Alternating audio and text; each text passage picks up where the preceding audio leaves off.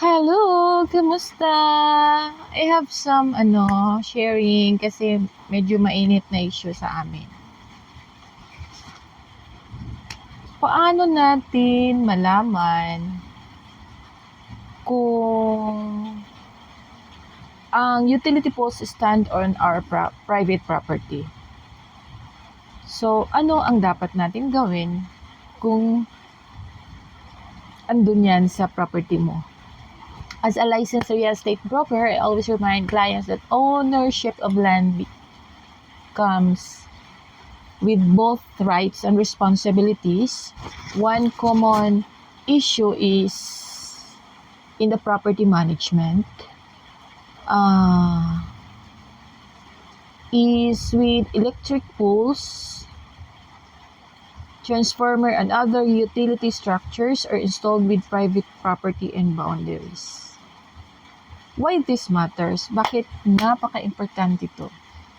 So, in legal compliance, under RA 11-361, the Anti-Obstruction of Power Line Acts, any obstructions to power lines must be cleared to ensure public safety and uninterrupted service. So, utility structures inside, your private property can pose risk, especially during maintenance, relocation, and natural disaster. So, ano yung impact on your property use and value? Of course, limit na lang yung usage ng space mo. And the other one is, it may affect in your future development and influence talaga ng marketability mo. So, what property owner should do? Ano dapat gawin? Of course, we have to know our boundaries. Dapat meron tayong basis na it's in with our property with the help of the licensed geodetic engineer with our property lines and mga nakaano talaga within our property talaga. So, anong dapat gawin if you really know na within your property? So, of course, you have to coordinate with the utility providers.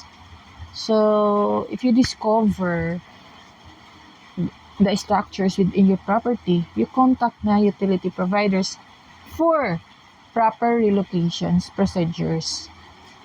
And we have to plan for the future development na ma-ensure natin na ang site plan considers utility easement to avoid delays and conflicts. And pinaka-importante, we have to understand easement rights, no?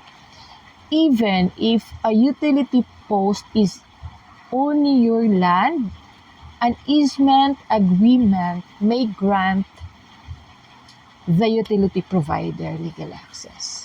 So, what's my advice is before buying or selling property, include utility easement checks as part of our due diligence. This prevents future disputes, ensure compliance with the law, and protects our investment. So, yun lang. Thank you. Bye for now.